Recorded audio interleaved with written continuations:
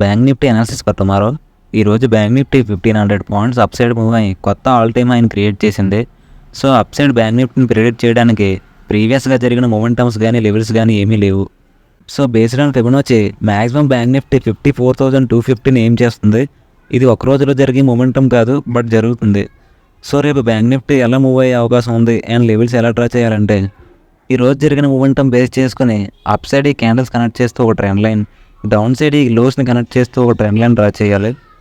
Based on today momentum ఈ level రెసిస్టెన్స్గా act అవుతుంది and టాప్లో 52,400 అనేది రేపు డే హై రెసిస్టెన్స్గా కన్సిడర్ చేసుకోవాలి అండ్ 51,200ని ఒక సపోర్ట్ లెవెల్గా కన్సిడర్ చేయాలి.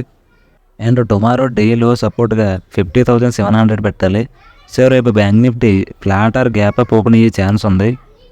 ఒకవేళ బ్యాంక్ నిఫ్టీ ఫ్లాట్ ఓపెన్ అయ్యి అప్ సైడ్ మూవ్ అయితే ఈ ట్రెండ్ లైన్ అండ్ ఈ లెవెల్ రెసిస్టెన్స్గా యాక్ట్ అవుతాయి.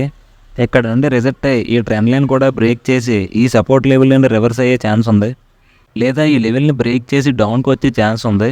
ఒకవేళ బ్యాంక్ నిఫ్టీ రెసిస్టెన్స్ లెవెల్ని బ్రేక్ చేసిందంటే ఈ డే హై రెసిస్టెన్స్ నుంచి రివర్స్ అయ్యే ఛాన్స్ ఉంది.